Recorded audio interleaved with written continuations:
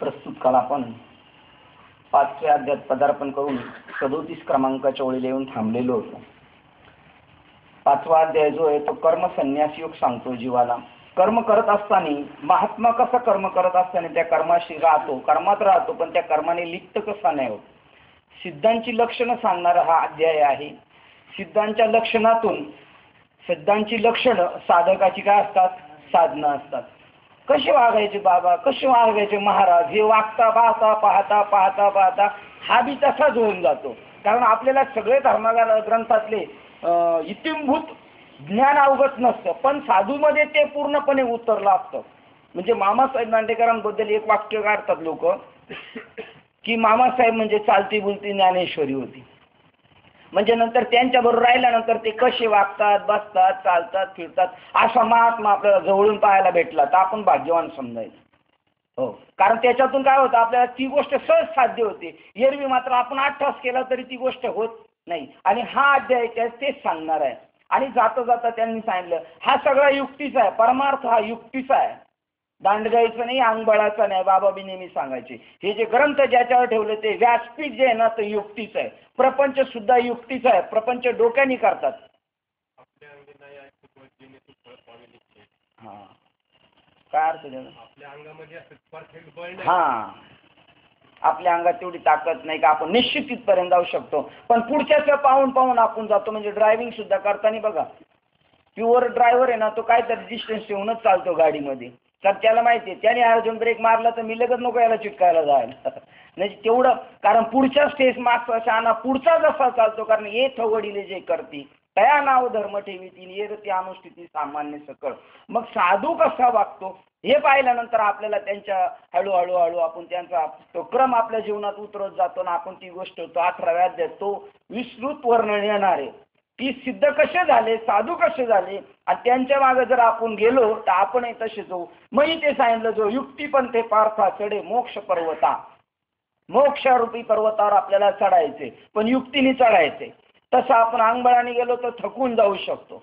हा युक्तीचा परमार्थ आहे. हे व्यासपीठ सुद्धा कसं युक्तीच आहे. तसा बाबा मी म्हणायचे आपलं कसं चाललंय, पायी तीर्थ यात्रा घडून डोकं खुशाल डोक्याने झाला पाहिजे. ज्ञानेश्वर महाराजांनी मागे सांगितलं जे बुद्धी योगा योजिले तेच पारांगत झाले या क्षेत्रात.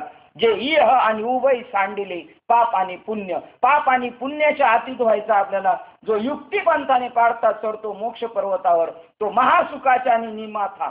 महासुख म्हणजे काय म्हणलेले, सुख म्हणजे जिथं जिथं सुख शब्द येईल तिथं तिथं सुख म्हणजे काय, आत्मसुख. आणि त्या आत्मसुखाच्या महासुखाच्या माथ्यावर तो जीव ताबडतोब जाऊन पोहोचतो. तो कसा पोहोचतो तर ते जाता जाता आपण पाहिलं होतं. आपल्याला नवीन माणसाला जर प्रवचन करायचं असेल तर ह्या ओळी ज्या आहेत अशा काही काही त्या आपण डोक्यातच ठेवायच्या.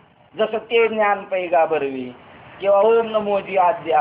आता ह्या ओळी आहेत 5-6. आणि कधी पण प्रवचनाला घेताना भगवंताचं म्हणणं काय ते निरूपणाला घ्यायचे आणि एक ओळीवर नाही घ्यायचं. आजचा मागचा पुढचा संदर्भ घेऊन घ्यायचा, म्हणजे त्याचा आपल्याला इगतवारी बरोबर लावता येते.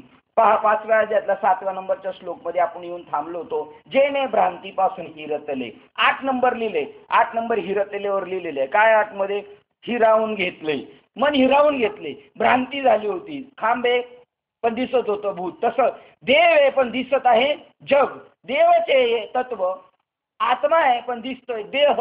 अशा ठिकाणी भ्रांतीपासून हिरतले. गुरुवाक्याने मन धुतलं.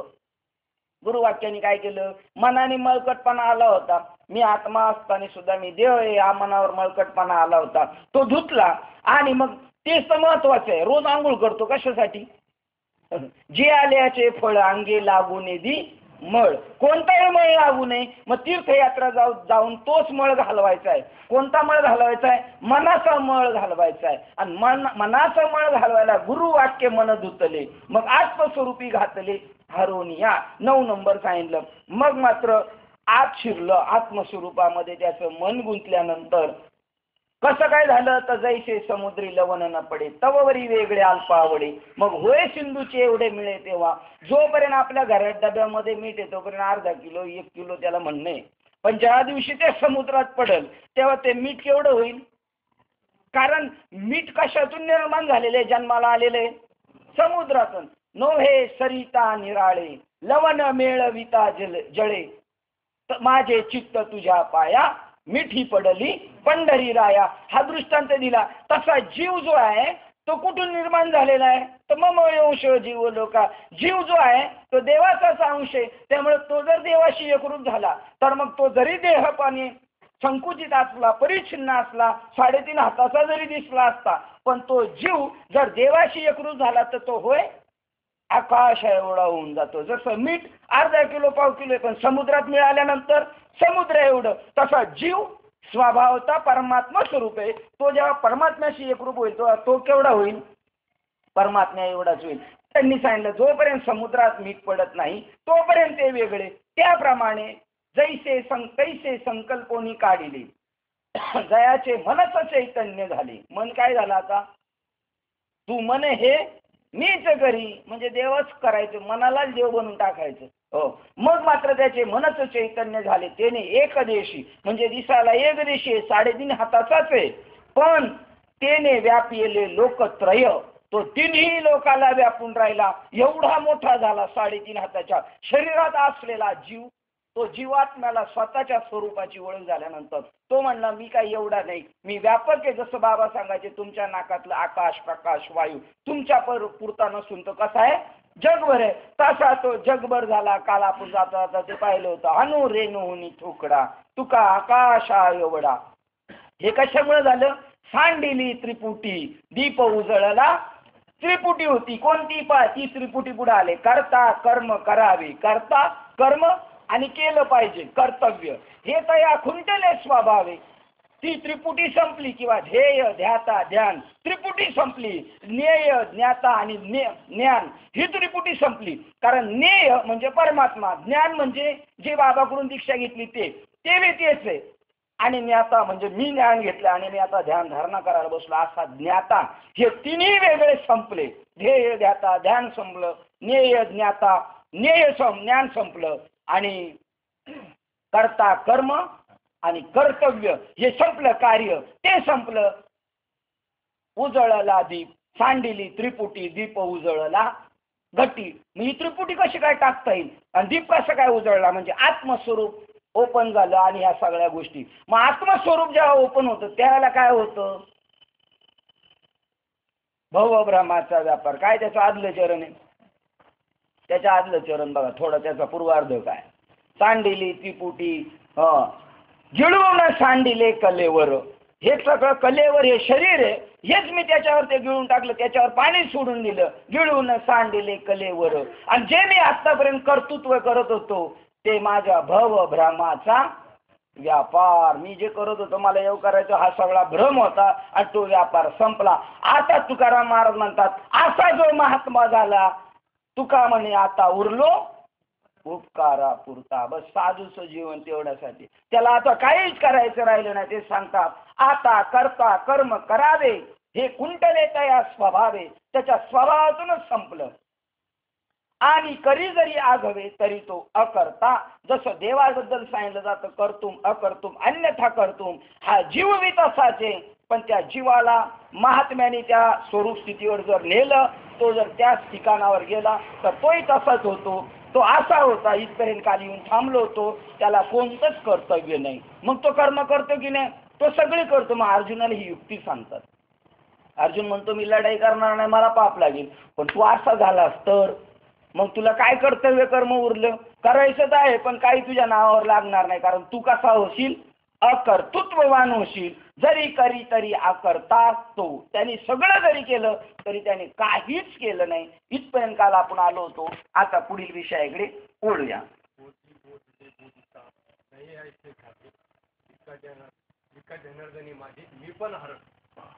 बोधी बोधता बोधी बोधानी बोधला बोधाला बोधिता. बरोबर. आता किती अवघड आहे, अवघड आहे, पण साधनेला धरून नये. बोध बोधल्यानंतर सगळं काहीच नाही राहिलं शिल्लक, आणि मी कसं झालो, बोधले आणि बोधिता या 3 त्रिपुटी सांगितलेलं म्हणजे काही शिल्लक राहिलं नाही. साधूच्या सानिध्यात गेल्यानंतर असं होतं, आपण जर गुरु केले असेल तर आपण असं झालो तर आपण खऱ्या अर्थाने गुरु केले, अन्यथा आपला मार्ग चुकलेला आहे. आपण आत्ताच तो मार्ग सुधरून घेतला तर बरं होईल. आता पुढील विषयाकडे वळूया. जे पार्था तया देही मी ऐसा आठवत नाही तरी अकर्तृत्व कैसे काही उरे सांग. आता तो अकर्तृत्व झाला हे सुद्धा त्याला म्हणता नाही, त्याला काहीच करायचं राहिलं नाही असं म्हणणं सुद्धा ते शिल्लक राहत नाही. ते सांगतात पहा, कारण पार्था त्याला देहाच्या ठिकाणी मी देह आहे अशा आत्मबुद्धीचीच आठवण नसते. त्याला कशाची आठवण नसते? मी देह आहे हेच तो विसरून गेला. आणि याला तुकाराम महाराज म्हणतात, असो ऐसा कोठी आठवच नाही देहीच विदेही भोगू दशा. तो पार्था देहाच्या ठिकाणी मी देह आहे अशी आत्मबुद्धीचीच आठवण नसते, तर मग त्याच्या ठिकाणी मी कर्ता आहे असा कर्तृत्व अभिमान कोठून व कसा उरणार सांग बरे. त्याला स्वतःच्या देहाचीच आठवण नाही, तर देहाच्या संदर्भाने कामं करायची, त्याला कसलं काय राहणार? त्याला देहाचीच आठवण नाही, तर कर्तृत्व कमी करता आहे आणि मला काहीतरी कर्तृत्व करायचं असं काही शिल्लक राहणार नाही. याप्रमाणे शरीराचा त्याग केल्याविना तो योगयुक्त पुरुषाचे अंगी निराकार ब्रह्माचे सर्व गुण आणि सर्व लक्षणे स्पष्टपणे दृष्टीस पडतात. हे आता देह त्यागल्यानंतर म्हणतात, पण देह त्यागायच्या अगोदरच ही स्थिती त्याला झालेली आणि त्याला खरा महात्मा म्हणतात. मेल्यावर व्यापक झाला असं म्हणत असेल तर ते साधूचं लक्षण नाही.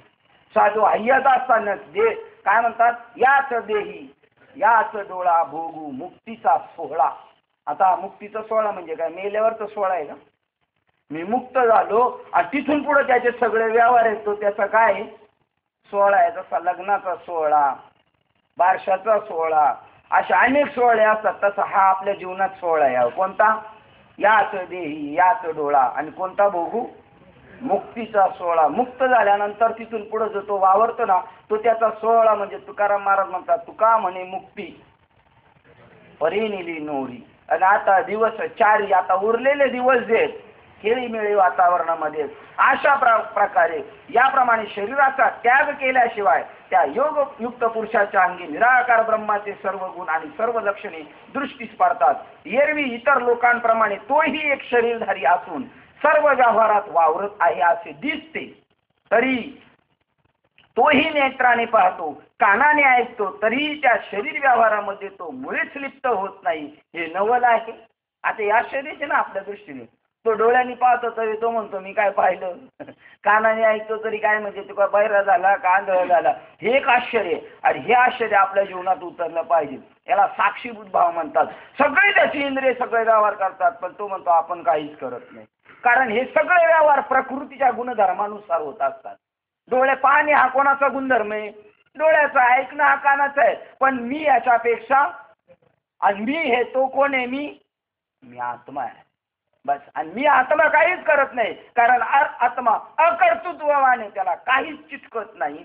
झालेल्या तोही नेत्राने पाहतो, कानाने ऐकतो, तरी त्या शरीर व्यवहारामध्ये तो मुळीच लिप्त होत नाही. हे नवल आहे. अरे झालेल्या स्पर्शासही तो समजतो, तो नाकाने गंधाचा अनुभव घेतो आणि समयोचित बोलण्याचा व्यवहारही तो करीत असतो. तो आहाराचे सेवन करतो, टाकावयाची वस्तू ती टाकतो, झोपेच्या वेळेस सुखाने झोप घेतो. किती बालवाडीचं शिक्षण चालू आहे आपल्याला, महात्मा ओळखण्याचं. आणि तो कसं काय होतात, तो आपल्या जीवनात दिवस कसा उजाडेल, म्हणजे ह्या सगळ्या प्रक्रिया तर आपल्या राहणारच आहे. नाही तर लोक म्हणतात नको बाबा आम्हाला, मग आम्ही ते ह्या संसारातून सुटू. अरे तुम्हाला संसार करायचे आवश्यक आहे, तोही करू शकता तुम्ही. तुम्ही कशात एवढं बालवाडीचं आता सांगा, पारायण करताना हे असं आपण कधी ऐकले का? कधी कळालं का? पारायण करणारा सुद्धा तो डोळ्यांनी पाहतो, कानाने ऐकतो, खायच्या वेळेला खातो, झोपायच्या वेळेला झोपतो, सगळे व्यवहार करतो, पण तो काहीच करत नाही. म्हणल्यानंतर तो पारायण करणारा तरी तो म्हणाल का मी 100 वेळा पारायणाला बसलो होतो. कारण तो देहाचा अभिमान सुद्धा त्याला, अरे हे सगळं विसरण्यासाठीच करायचंय. आणि हे सगळं विसरल्यानंतर आहे तो मुक्तीचा आनंद भेटणार आहे. झोप आपल्याला रोज धडा शिकवते. झोप काही डोक्यात गणगण असल्या झोप येते, आणि झोप झाल्याशिवाय फ्रेश होत नाही, म्हणून तरतरी येत नाही. म्हणजे ही झोप सुद्धा रोज शिकवते, बाळा हे व्यवहारातल्या सगळ्या गोष्टी विसरावं लागल तरच मी तुला तो आनंद देऊ शकते. झोप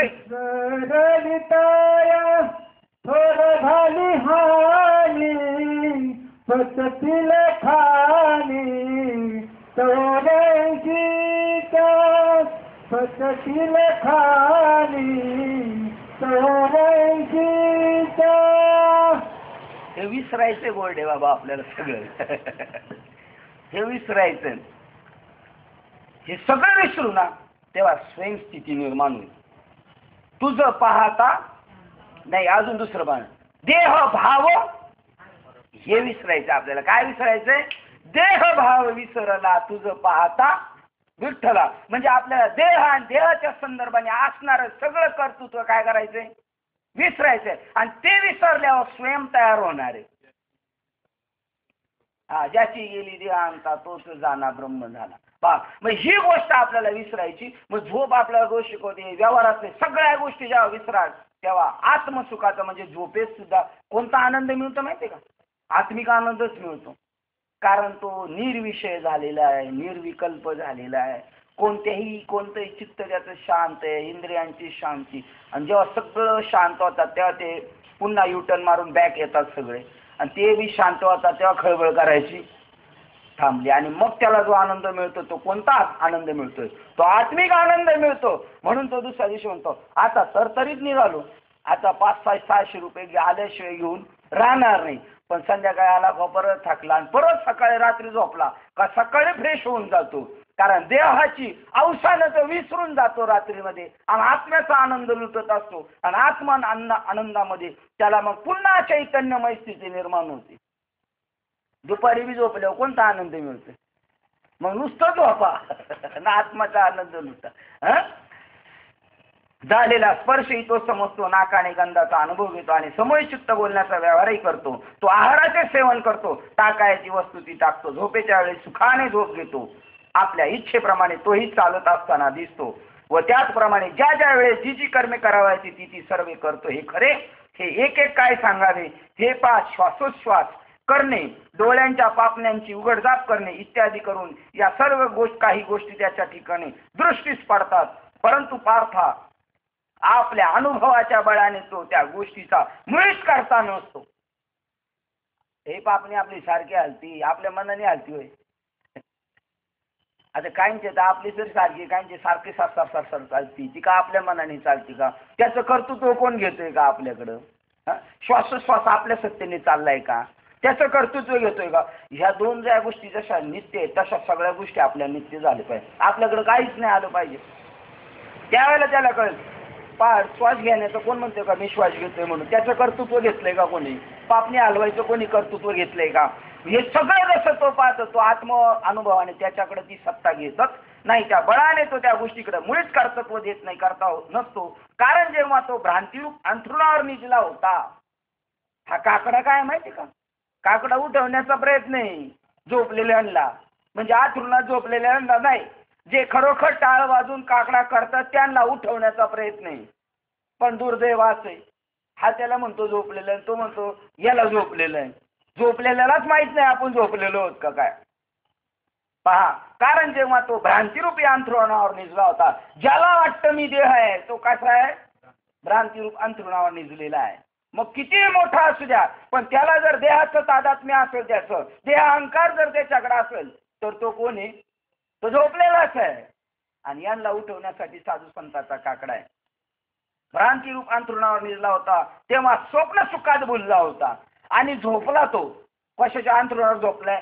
भ्रांतिरूप अंथरुणावर झोपला. आणि झोपल्यानंतर त्याला स्वप्न पडलं आणि त्या स्वप्नातलं कर्तृत्व त्याने घेतलं. मी संपत आणले, मी ज्ञानेश्वरी वाचतो, मी कामावर जातो, मी गाडी चालवतो, माझं घर इथं आहे, अमुक आहे तमुक आहे. हे जे बोलतोय हे कशात बोलतोय? तो झोपलाय. झोपेत काय पडले? बरं आता सांगा, स्वप्नामध्ये जेव्हा जीव असतो त्यावेळेला त्याला असं वाटतं का ते स्वप्न आहे म्हणून? का त्याला ते खरंच वाटतं? जेव्हा स्वप्न पडलेले आहे आपल्याला तेव्हा स्वप्नात आपल्याला असं वाटतं का ते स्वप्न आहे का आपल्याला खरंच वाटत असतं?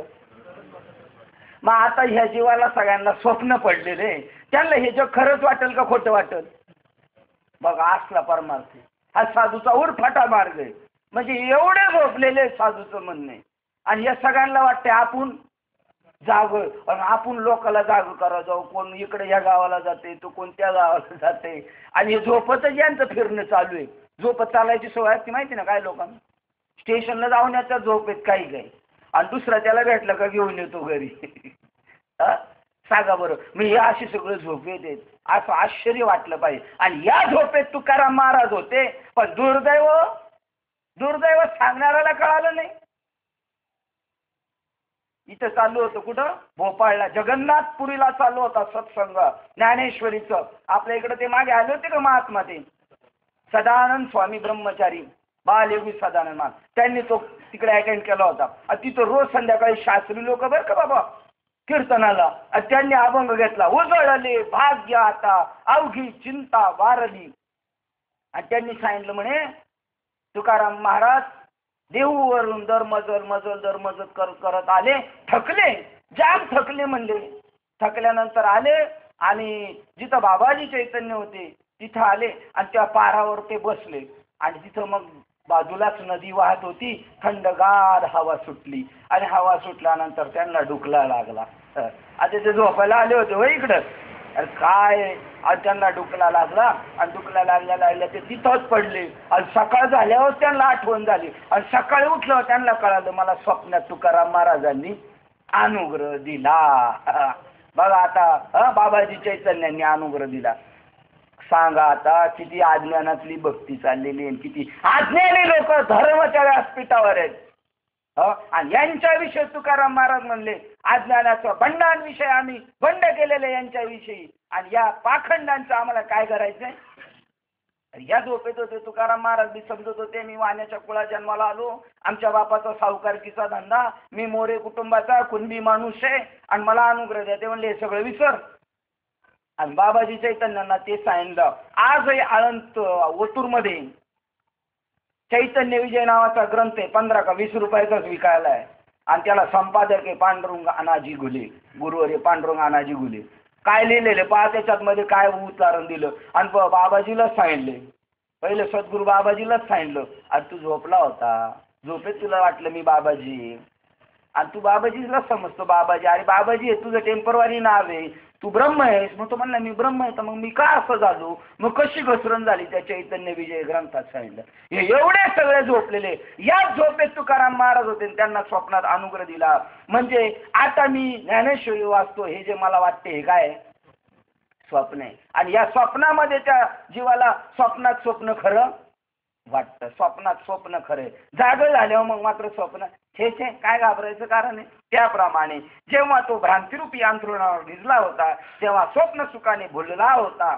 आणि परंतु आता ब्रह्म ऐक्य ज्ञानाचा उदय झाल्यावर तो जागा झाला म्हणून तो करता नव्हे. आता त्याला ब्रह्मज्ञानाचं काय झालं, ब्रह्म ऐक्य ज्ञानाचा काय झालं, त्याला अनुभव आला, त्याचा उदय झाला. आणि याच्या निमित्ताने काल आहे याच्यासाठी बाबांना शरण जायचे. आपल्या जीवनात जीव ब्रह्म ऐक्य झाल्याशिवाय आपण जागे होणार.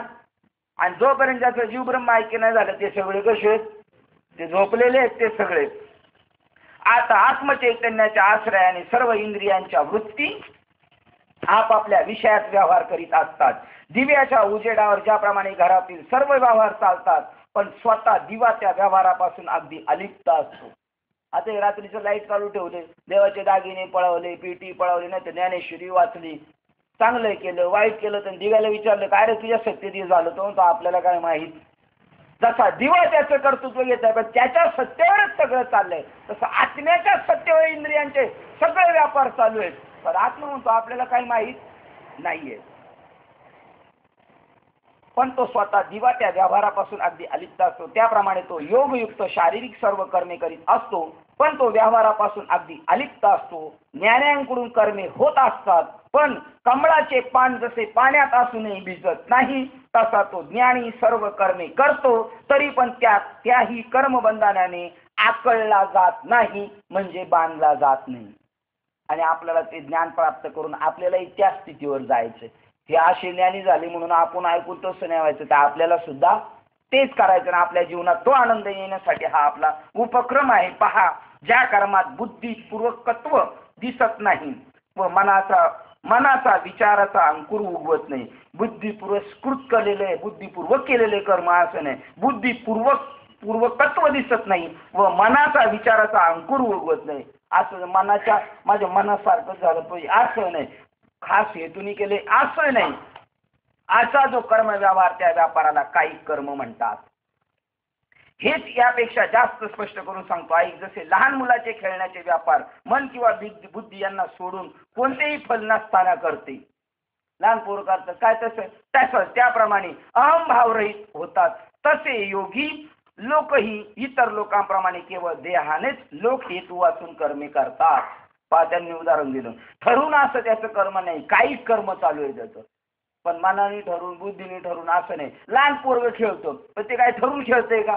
त्याच्या मनाने बुद्धीने विचार करून खेळतंय का? उगाच आपलं मोगम करायचं म्हणून करतो. मन किंवा बुद्धी यांना सोडून कोणतेही फल नसताना अहंभावरहित होतात. तसे योगी इतर लोकही इतर लोकांप्रमाणे केवळ देहानेच फल हेतू वाचून कर्मे करतात. इतर लोकांसारखेच ते कर्म करतात, पण त्यांची कर्मे कशी आहेत? फल हेतू वाचून करतात आणि बाकीचे सगळे फळासाठीच करतात. मग साधू योगी फल हेतू वाचून नाही करत का? त्यांचं बी फळ आहे. सर्व सुकृताचे फळ मिळाईल. त्यांना ईश्वर प्राप्त करायचंय म्हणून ते याच्यात गुंतत नाही. तो फायदा घ्यायचा आहे त्यांना करून, म्हणून या फळात नाही तर त्यांचं बी फळ ठरले. पण त्यांचं फळ अलौकिक आहे, ते कधी नश्वर होणार नाही. आणि आपण जे गोळा करतोय ते नश्वर फळाच्या पाठीमागे लागलेलं आहे. अशा प्रकारे हे 5 भूताचे बनलेले शरीर जेव्हा निजलेले असते तेव्हा स्वप्नात मन हे एकटेच व्यापार करीत असते.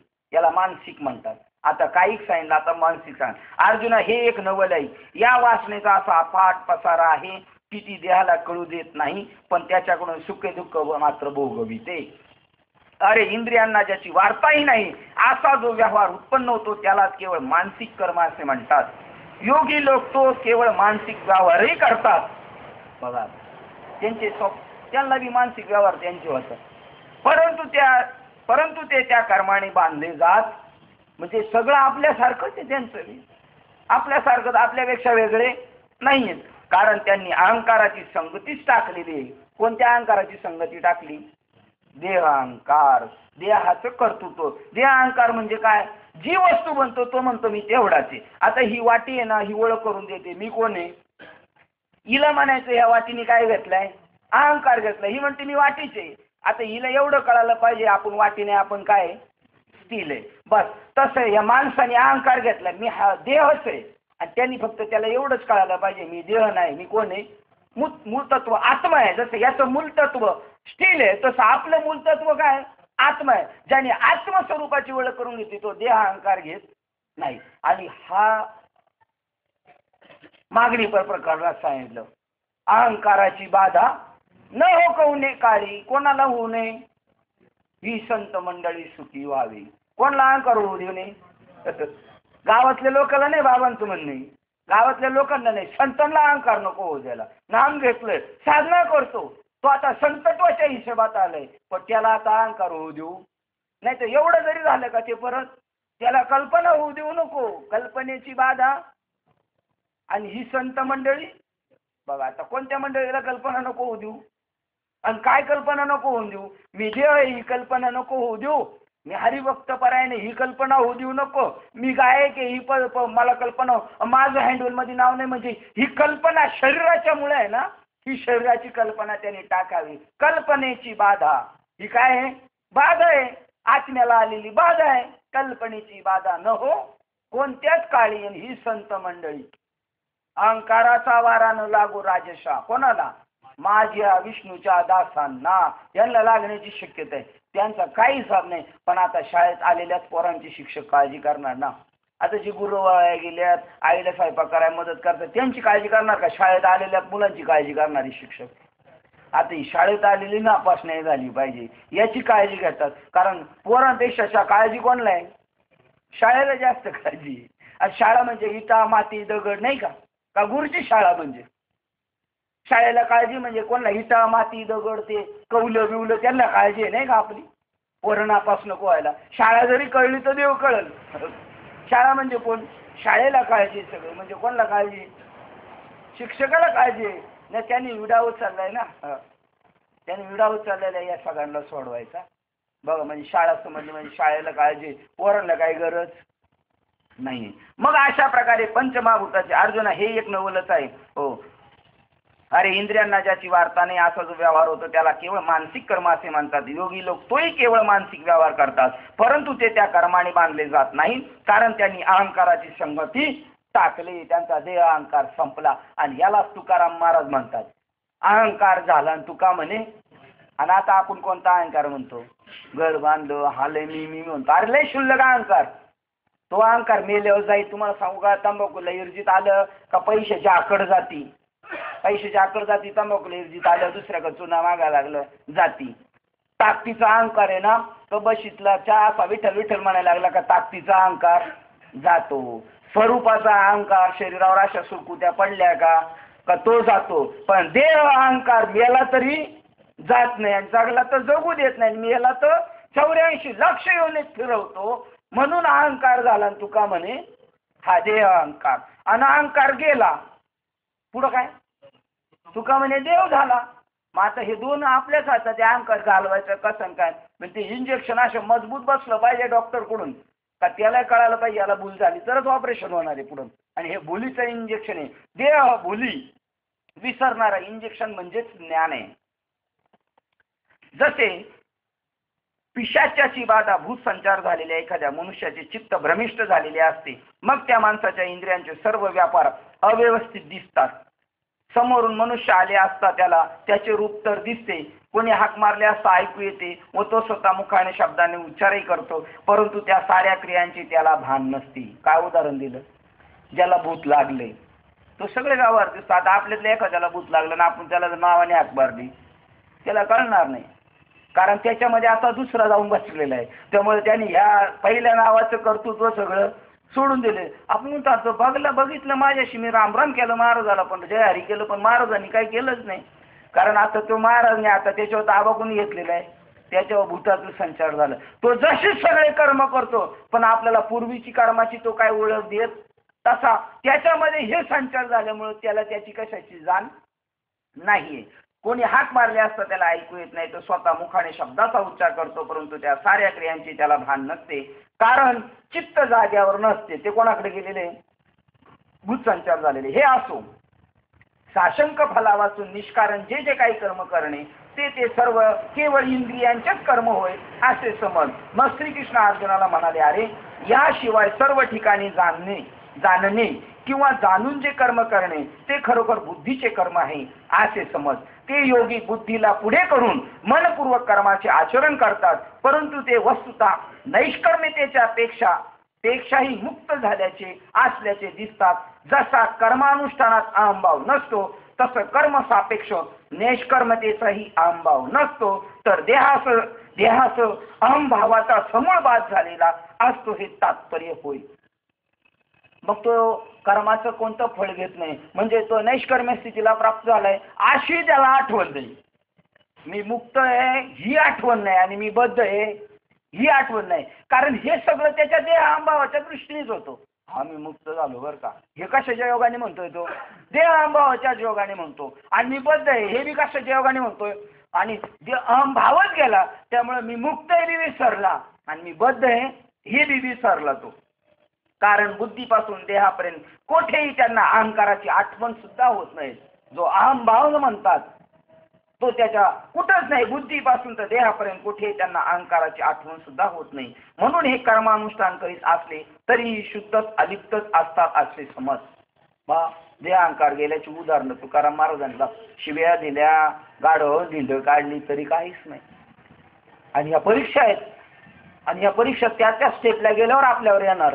का उदराची अगोदरच माळा घातली, लगेच त्याला जर दुसरी दिवशी जर गाडी बसवलं तो म्हणत ती माळा गेली तिकडे खाट्यात संपलं सगळं, चला आपलं आहे तेच घरी बरे. म्हणजे ज्या ज्या वर्गात जाईल त्या त्यावेळेला ती परीक्षा आहे. आता त्या परीक्षेपर्यंत आपण जातो का नाही काय माहिती, तिथे गेल्यावर आपलं कळणार आहे काय होणार आहे. अजून आपण तिथपर्यंत नाही आपल्याला अरे म्हणलं का लगेच आपण गचुंड धरायला बसलोय.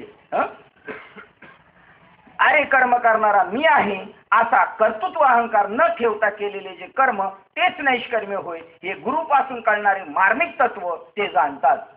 नैष्कर्म्य सगळं करायचं पण त्याच्यात आपण त्या स्थितीला राहायचो ना. ही तुळशी ह्याच्यासाठी सांगते, रोज पाणी घालायचं, सगळं करायचं, मानसिक करायचं, काही करायचं, अजून वाचिक तप करायचं, पण याचं कर्तृत्व आपल्याकडे घ्यायचं. त्याला नैष्कर्म्य स्थिती ही गुरुपासून कळणारी युक्ती आहे. एरवी मात्र कळणार नाही. गुरुपासून कळणारे मार्मिक तत्व ते जाणतात. ज्ञानेश्वर महाराज म्हणतात, आता शांत रसात इतकी भरती आली आहे की तो पूर मर्यादा सोडून पात्रातून खाली सांडत आहे. कारण आम्ही आता जे शब्दाने प्रतिपादन करता येणार नाही ते बोललो. आता हे सगळं काय अमृततुल्य सगळा संवाद झालेला आहे. जे सांगताच नाही कैसे बोटाने दाखवू तुला, अनुभव घे गुरुच्या मुला. ही गोष्ट अशी असं सांगता येत नाही, पण ती सुद्धा सांगून गेलो आम्ही. ती गोष्ट सांगितली. हे ऐकण्याचा अधिकारी कोण आहे असे म्हणशील तर आता एवढं सगळं सांगितलं, हे अलौकिक सांगितलं, हे आत्म्याचं सगळं सांगितलं, साधूचं वर्णन केलं. गोष्ट सांगण्याजोगी नव्हती ती सांगितली, पण हे ऐकण्याचे अधिकारी कोणी? ही ऐकण्याचा अधिकारी कोण असं म्हणशील तर ज्याचा इंद्रियाचे दैन्य, इंद्रिय पराधीन तो पार नाहीसे झाले. जसं आपलं व्यवहारात दैन्य तसं इंद्रियाचं काय झालं पाहिजे? दैन्य झालं. इंद्रियाला काहीच नाही, त्याच्या ताकदच नाही राहिली, काहीच नाही, ते संपलं सगळं. इंद्रियाचं दैन्य निघालेलं आहे. म्हणजे तो उत्कृष्ट वैराग्य संपन्न झालेलं आहे. म्हणजे इंद्रियांना ज्या विषयाची लालूच होती ती लालूच संपली, असलं वैराग्य त्याला निर्माण झालं. म्हणजे जो उत्कृष्ट वैराग्य संपन्न झाला त्यालाच हे तात्विक भाषण ऐकण्याचा अधिकार आहे, त्यालाच ती गोष्ट कळणार आहे. मग ज्ञानेश्वर महाराजांच्या बोलण्यात संत म्हणतात, अरे हे विषयांतर करणे पुरे कर, कथेचा संबंध सोडू नकोस. कारण तसे करण्यामुळे श्लोकाच्या संगतीचा बिघाड होईल. जे मनाने आकलन करण्यास अवघड ओहो पूर्वक विचार करूनही बुद्धीला जे सापडत नाही ते अनाकलनीय तत्व दैवाच्या अनुकूलतीने तुला सांगता आले. हे जे सगळं आपल्याला जमलं समजा एखाद्या वेळेला, तर ते कोणाची? सगळ्या दैवतांची आपल्यावर कृपा होती तेव्हा ती जमलं. जे स्वभावतः शब्द मर्यादेच्या पलीकडचे आहे ते जर बोलण्यात सापडले तर मग इतर गोष्टीचे काय प्रयोजन? वास्तविक स्वभावतः ते शब्द मर्यादेच्या पलीकडे यायचे ब्रह्म, पण ते जर शब्दात सापडलं तर मग अजून काय प्राप्त करायचं राहिलं? हो, ते बोलण्यात सापडले तर मग इतर गोष्टीचे काय प्रयोजन? आता तू अगोदर ती श्रीकृष्ण अर्जुनाची संवादात्मक कथा सांग. ऐकणाराची ही उत्कट इच्छा जाणून श्री निवृत्तीदास ज्ञानदेव म्हणतात, श्रीकृष्ण अर्जुन या दोघांचा संवाद जो एवढा वेळ ऐकला त्याचे मनपूर्वक अनुसंधान ठेवून यापुढे तोच ऐका. मग श्रीकृष्ण अर्जुनास म्हणाले, आता कृत्य झालेल्या ब्रह्मनिष्ठाला ओळखण्याचे खरे संपूर्ण चिन्ह मी तुला सांगेन, तू चांगले लक्ष देऊन ऐक. आणि आतापर्यंत काय सांगत होते? आता तुम्ही काही पानू का त्याच्यात हाच विषय, कृत्य झालेला आणि बांधलेला, कृत्य झालेला आणि बांधलेला.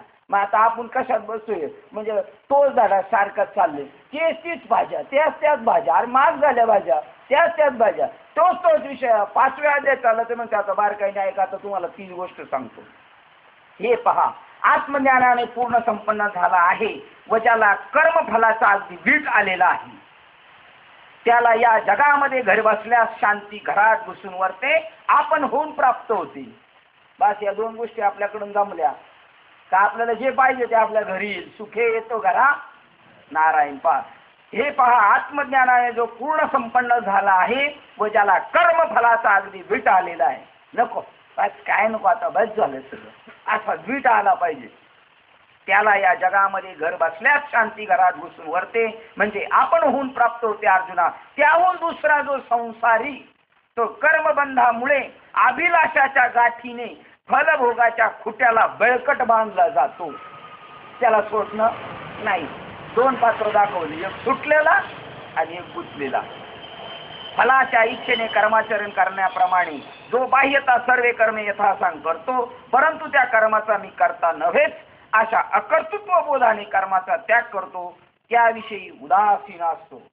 साधूचं लक्षण ते म्हणतात, सगळे कर्म करतो तो, बाह्यता यथासांग कर्मे करतो, जसं समाज करतो तसा, परंतु त्याचा मी करता नव्हे असा अकर्तृत्व बोधाने कर्माचा त्याग करतो, त्याविषयी उदासीन असतो. तो पुरुष जिकडे जिकडे पाहतो तिकडे तिकडे त्याला सुखमयी सृष्टी होते. तुम्ही कधी फक्त आपण आपलं साधनेवर असताना फक्त नजर टाकायची आणि एखाद्याचा संकल्प करायचा. एखाद्या विषयी बघितलं ना, आपल्या मनात जरी वाटलं याला हा माणूस माळकरी झाला तर बरं होईल, तो 8-15 दिवसात तुम्हाला येऊन भेटल्याशिवाय राहणारच नाही. फक्त आपण काय पाहिजे? आपण त्या स्थितीवर आरूढ पाहिजे. आज तुम्ही म्हणाल एवढं का आपण कंटिन्यू राहणार नाही, पण कधी तर असा काळ निघेल ना आपला काळ, तो काळ बघा आपण आपल्या अनुभूती का आपण झालो ना, आपण साधना करतो ना, 30 साधना आपण करतो ना आपल्या जीवनात, तसा नॉर्मल अनुभव तरी तो पुरुष जिकडे जिकडे पाहतो तिकडे तिकडे त्याला सुखमय सृष्टी होते आणि तो म्हणेल तेथे महाबोध नांदतो. ज्याच्यावर कृपा करील त्या ब्रह्मज्ञान प्राप्त होते. या नवद्वाराने युक्त अशा देहात वागत असूनही ब्रह्म ऐक्यबोधाने देह तादात्म्य भ्रांतीचा निराश झाल्यामुळे देहभ्रांती कधी जाईल? अहंकार गेला पाहिजे, अहंकार गेला पाहिजे, रोग गेला पाहिजे हे सांगतात, पण रोगाचं औषध सांगा ना तुम्ही. रोगाचं औषध सांगितलं पाहिजे. रोग गेला पाहिजे, अहंकार गेला पाहिजे, माणूस उदासीन झाला पाहिजे, अमुक झालं पाहिजे, ढमुक झालं पाहिजे, पण त्याचं औषध काय? जीव ब्रह्म ऐक्य असं नवद्वाराने युक्त अशा देहात वागत असूनही ब्रह्म ऐक्य बोधाने देह तादात्म्य भ्रांतीचा निराश झाल्यामुळे देहाचा काय झाला? नाश झाला. निराश होणे म्हणजे नाश. शंकेचा तुझा निराश झाला ना, शंका निरसन म्हणजे निराश झालं म्हणजे नाश. तसा देहाचा नाश म्हणजे झाल्या मेल्यावर का नाही. देहात असताना देहबुद्धी ती आत्मबुद्धी करायची. देहबुद्धी संपली. तो नसल्यासारखा देह तादात्म्य भ्रांतीचा निराश झाल्यामुळे तो नसल्यासारखाच आहे. कर्म फलासक्तीचा त्याग करणारा सर्व कर्मे करीत असला तरी त्याचे कर्म ब्रह्ममय झाले. तो तत्वता काहीच करीत नाही. कारण बोधाने ऐक्य देह झाल्यामुळे तो बोधाशी एकरूप झाल्यामुळे त्यांनी सगळं कर्म केली तरी त्यांनी काहीच कर्म केले नाही. आता पुढच्या वर्षी आपण काय करू माहिती का? ज्ञानेश्वरी लॅमिनेशन करून आणू. आणि तुम्ही यांचा सत्संग पाहिला का? ओशो रजनीशचा. त्यांच्याकडे आतमध्ये जाताना ड्रेस आहेत प्रत्येकाला. तसे आपण तिथं ड्रेस ठेवायचे. किंवा काय काय हॉस्पिटलमध्ये ड्रेस असतात, आपल्या ड्रेसवर जाऊन नाही देत. ते जणजणी बाबांना भेटायला गेलो तो आम्हाला तो गाऊन घालून जायला लागला. हिरवागार बाबा हिरवागार, आपण हिरवागार. तसे आपण ठेवायचे म्हणजे. आणि ते घालून यायचं, आत बसायचं. म्हणजे आपल्याला मंडप टाकायला नको, हे प्लॅस्टिक लावायला नको, आहे का नाही?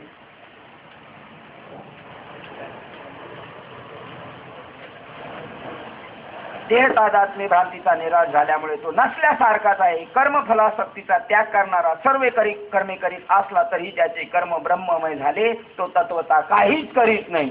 ही युक्ती आपल्याला मानायची बस. बाकी परमार्थ म्हणजे जास्त काही करावं लागत नाही. वस्तुचा विचार केला असता सर्व व्यापक परमेश्वर जसा तत्वता अकर्ताच आहे. जो ईश्वर जो आहे तो कसा आहे? अकर्तृत्व आहे. वस्तुचा विचार केला असता सर्व व्यापक परमेश्वर जसा तत्वता अकर्ताच आहे. परंतु तो माया उपाधीचा स्वीकार केला म्हणजे या त्रिभुवनाच्या विस्ताराची रचना करतो. मायेचं स्वरूप घेतलं आणि माया अंगीकार केल्याशिवाय देवाला काही करता येत नाही. कारण केवळ आत्म्याला काही करता नाही, केवळ पुरुषाला काही करता नाही. त्याला स्त्री आणली तरच संसार होतो. तसं केवळ आत्म्याला काही करता नाही. तर ही प्रकृती म्हणजे स्त्री ही घेऊनच त्याला करता येतं. तसं देवाला सुद्धा शरीर घ्यावं लागतं, तेव्हाच काहीतरी करता येतं. मायेचा जेव्हा स्वीकार केला जातो म्हणजे या त्रिभुवनाच्या विस्ताराची रचना करतो आणि तो करता आहे असे म्हटले तरी तो कोणत्याही कर्माने लिप्त होत नाही. आता त्यांनी मायेचा अंगीकार केलं. साधूचं लक्षण, साधू देहात असून देहा एवढा समजत नाही आणि आपण देहात असून देहा एवढा समजतो. म्हणून आपण जीव आणि साधू शिव आहे, बस एवढाच फरक आहे. साधू या देहात आहे, देवही या देहात आहे, पण तो समजतो मी देहा एवढा नाही. त्यामुळे त्याने केलेलं कर्म त्याला चिटकत नाही आणि तो करता आहे असे म्हटले तरी कोणत्याही कर्माने लिप्त होत नाही. कारण त्याची उदासीन वृत्ती असल्या कारणाने कोणतेही कर्म त्याला स्पर्श करीत नाही. त्याच्या योग निद्रेचा म्हणजे सहस्वरूप स्थितीचा तर मुळीच भंग होत नाही. तो सहज त्या स्थितीवर आरूढ असल्यावर त्याच्या अकर्तेपणालाही मुळीच बाधा येत नाही. म्हणजे अकर्तेपणा मोडत नाही. तरी पण तो मायेच्या साह्याने पंचमहाभूताच्या समुदायाची उत्तम तऱ्हेची उभारणी करतो. हे आता देवाचं चालू झालेलं. देव मायेच्या आधारे काहीच करीत नाही, पण मायेच्या आधारे हे जग निर्माण करतो. तत्वता पाहिले तर या जगात प्राणी मात्रांच्या ठाई हा अंतर्यामी रूपाने व्याप्त आहे. सगळ्या जगामध्ये प्राण्यांचा अंतर्यामी कोण आहे? तोच आत्मा आहे. परंतु परमार्थिक दृष्ट्या पाहिले तर हा असंग असल्यामुळे त्याचा केव्हाही कोणाशी संबंध नसतो. तो आतमध्येच आहे, पण तो कोणाला चिटकून असं आपल्याला राहायचे. आत्मा या शरीरात आहे पा, पण त्याला चिटकून त्यांनी शरीराने केलेल्या कर्माशी तो आपल्याला काय माहीत नाही. म्हणजे एवढा जवळ असून याच्याशी असंग असतो, त्याचा कोणाशी त्यावेळेला संबंध नसतो. फार तर काय हे जगत उत्पन्न होते व लयात जाते, त्याची त्याला दादही नसते. त्या परमात्म्याला काय झालं काय नाही काही कळत नाही. पाप पुण्य सर्व त्याच्या अगदी जवळ आश्रयावर असूनही तो पाहत असतो. इतकेच नव्हे तर त्याला साक्षीभूतही होऊन राहत नाही. इतकेच नव्हे पाप पुण्य सर्व त्याच्या अगदी जवळ आश्रयावर असून तो पाहत नाही. इतकेच नव्हे तर त्याला साक्षीभूत होऊनही राहत नाही. ईश्वराचं सांगितलं, आत्म्याबद्दल सांगितलं, त्याच्या जवळच आहे सगळे, पण तो त्याला पाहत नाही, त्याला साक्षीभूत बी राहत नाही. मग दुसऱ्या गोष्टीबद्दल कशाला विचारावे. तरी पण तो माईक साकार रूपाच्या संगतीने, हे माईक स्वरूप आहे, हे दिसायला आपलं कसं आहे साकार आहे, पण प्रत्येकाचं हे स्वरूप कसं आहे माईक. हे साची ये रती माईक दुःखाची, मायेच्या नादी लागलं, हे माईक आहे. आणि ह्या माईक स्वरूपाच्या, माईक साकार रूपाच्या संगतीने व्यावहारिक सगुण रूपाने लिलेने वावरतो, पण त्या अध्यस्त व्यवहारामध्ये सामर्थ्याचे अमृतपण मात्र म्हणजे यत्किंचितही मलिन होत नाही. म्हणजे परमार्थता नित्य निवृत्त देहाधिक आकाराकडून त्याच्याकडून कोणतीही गोष्ट घडत नाही असे असता अर्जुना तो चराचर सृष्टी उत्पन्न करतो, देव पालन करतो आणि संहार करतो असे हे त्याच्या कर्तृत्वाचे बाबतीत लोक म्हणतात. ते केवळ अज्ञानामुळे म्हणतात असे समज. आता लोक म्हणतात देवच सगळं करतो, देव जन्माला घालतो, देव सांभाळ करतो, देव मारतो. हे जे लोक म्हणतात हे कशामुळे म्हणतात, अज्ञानामुळे म्हणतात. नाही तर देव वस्तुता काही करत नाही. हे अज्ञान जेव्हा समूळ नाहीसे होईल आपल्या जीवनातलं, जगात अज्ञानामुळे म्हणतात हे केलं, हे कोणी केलेलं आहे, वास्तविक जडाने केलेलं आहे. जीवात्मा त्या शरीरात जातो तेव्हा जडामुळे करतो. तसा आत्मा व्यापक आहे, पण ते काहीतरी कर्तृत्व माईक स्वीकार करतो शरीराचा आणि त्याच्या योगाने टाकसा निर्माण करतो, पण तो त्या कर्माचं कर्तृत्व घेत नाही. त्याप्रमाणे म्हणजे जसं समजा एखाद्या जजनी एखाद्याला शिक्षा दिली, त्याचं सगळं रेकॉर्ड पाहून आणि सांगितलं याला फाशी द्या, आणि ती लोक समजतात कोणी फाशी दिली, जजनी दिली. आता जजनी दिली का फाशी, बरं जजनी नाही दिली, त्याला नेलं तिकडे आतमध्ये, तिथं नेल्यानंतर तो काळा भूतकोट टाकला, तो मोठा आला, त्यांनी खेचलं ते जेलरनी आणि दिली फाशी. त्याने दिली का ती फाशी, मग कोणी दिलेली त्याला फाशी, स्वतः त्यांनी फाशी घेतलेली. पाठी म्हणा असं उरपटा कसं कार्यक्रम हे असंच आहे, त्यांनीच केलेले सगळं, त्यांनीच केलेलं त्या जीवात्म्याने, वास्तविक आत्म्याने किंवा त्या जजनी किंवा त्या जेलरनी असं काही केलं नाही. तसं पण लोक मात्र म्हणतात त्यांनी केलं. त्याप्रमाणे ते जे अज्ञान आहे आणि ते जेव्हा आपल्या जीवनातलं निघून जाईल तेव्हा आपणही ईश्वराप्रमाणे आकर्तृत्व होऊ असं सांगणारा हा 16 नंबरचा श्लोक आहे. ते अज्ञान जेव्हा समूळ नाहीसे होते आपल्या अंतःकरणातले, तेव्हा भ्रांतिरूप काळोखही नाहीशी होतो. असे झाले म्हणजे मग ईश्वराचे अकर्तेपण स्पष्ट समजून येते. ज्या वेळेला त्या जगातल्या म्हणजे प्रत्येक प्राणी मात्राचं असं म्हणणं आहे ईश्वर असं करतो, अमुक करतो, तमुक करतो, ते अज्ञान आपल्या जीवनातलं गेलं पाहिजे. आणि मग जेव्हा अज्ञान जाईल तेव्हा भ्रांतिरूप काळोखात जे आपण साथ पडत होतो ती भ्रांती संपून जाईल. कारण ज्ञानाचा उदय झाल्यामुळे मग ईश्वराचे अकर्तेपण स्पष्ट समजून येते. ईश्वर काहीच करीत नाही असं आपल्याला कळालं पाहिजे पहिलं, मग आपण काही नाही करत हे आपल्याला कळलं. पहिलं कोणाचं कळालं पाहिजे, कशी युक्ती बघा ज्ञानेश्वर महाराजांची. आता आपल्याला सांगायचं, पहिलं सांगितलं साधूचं, सांगितलं साधू सगळे कर्म करतो पण त्या कर्माने लिप्त होत नाही, तरी आपल्याला कळणार नाही. मग त्यांनी टॉपिक बदलला, आता देवाचं सांगायला सुरुवात केलं. देव सगळं निर्माण करतो पण देव काहीच करीत, आणि जाता जाता पुढच्या ज्या विषयाला टच व्हायचं तो विषय मागं सोडला होता. वास्तविक परमार्थता सगळ्यांच्या हृदयात कोण आहे, आत्माच आहे. त्याच्याच योगाने सगळं होतं पण तो काही करत नाही. पहा आता कसं सुरुवात आहे, देव काहीच करत नाही हे पहिलं आपल्याला ठसवलं, आणि तो देव तुमच्या हृदयात आहे म्हणलं तुम्ही काय करता का बघा पुढे सांगतात. अशा प्रकारे ईश्वर हा जसा आकर्ता तसा मीही आकर्ता आहे असे जर चित्ताला पटले तर तो व मी पूर्वीपासून एकच आहोत हे सहजच सिद्ध होते. कोण तो आणि मी, तो कोण, तो निराकार, तो जसा काही करीत नाही तसाच मी बी चित्ताने जर त्याने ठरवलं मी बी काही करत नाही, तो मी काही करीत नाही, मी बी काही करत नाही, याचा अर्थ तो आणि मी पूर्वी एकच होतो. अशा प्रकारे ईश्वर अकर्ता आहे तसाच मी अकर्ता आहे असे जर चित्ताला पटले तर तो व मी पूर्वीपासून एकच आहे सिद्ध होते. तेव्हा अर्थात मीही अकर्ताच आहे हे आपोआप सिद्ध झाले. म्हणजे आपणच सगळं केलं तर आपण सुद्धा कसे, तो आणि मी, तो हा विठ्ठल बरवा, तो आणि मी तो एकच आहे, तो आणि मी एकच आहे म्हणल्यानंतर तो अकर्तृत्वाने म्हणलं मी बी कसा आहे, पण हे आपल्या कशाला पटलं पाहिजे? चित्ताला पटलं पाहिजे. आपल्याला असं दृढीकरण झालं पाहिजे. तेव्हा अर्थात मी अकर्ता याचे आपोआप सिद्ध होते. याप्रमाणे विवेकाचा ज्याचे चित्तात उदय झालेला असतो. कशाचा चित्तात उदय व्हायला पाहिजे? आणि विवेक म्हणजेच काय? ज्ञान. म्हणजे इथून तिथून हा ग्रंथ कशाचं काय सांगतोय? ज्ञानाबद्दलच बोलतोय. याप्रमाणे विवेकाचा ज्याच्या चित्तात उदय झालेला असतो त्याला या त्रिजगतात भेद प्रतीतीला पोटला. या 3 गुणाने जग व्यापलेले सत्वगुण, रजोगुण, तमोगुण असं 3 गुणाने जरी जग असलं तरी असा त्याच्या चित्तात ज्ञानाचा उदय झाला त्याला 3 पद्धतीचं जग दिसत. त्याला भेद कुठून दिसणार? ते सांगतात. त्याप्रमाणे विवेकाचा ज्याच्या चित्तात उदय झालेला असतो त्याला या त्रिजगतात भेद कुठला प्रतीतीला येणार? आपल्या स्वतःच्या अनुभवाच्या दृष्टीने तो सर्व जगच मुक्त आहे असे तो पाहतो. स्वतः मुक्त झाला त्याला जग सगळं कसं दिसायला लागलं? अवघे त्रैलोक्य आनंदाचे आता चरणी जगन्नाथा. स्वतः आनंदी झाला, बाह्य आनंदी. स्वतः मुक्त झाला, सगळे मुक्त झाले, अवघी सृष्टी झाली आनंद. कसा तर ते म्हणतात असं कसं होईल? त्याच्या चित्तात ज्ञान प्रगट झालं त्यामुळे त्याला स्वतः मुक्त वाटायला लागला. जग बी कसं काय मुक्त वाटत? ज्ञानेश्वर महाराज लगेच वेदांतात ह्या प्रक्रियेला अत्यंत महत्व आहे. शंका घेणारच जीव, याला ज्ञान झालं आणि जग कसं काय मुक्त झालं? याला ज्ञान एकट्याला झालं आणि जग कसं काय मुक्त झालं?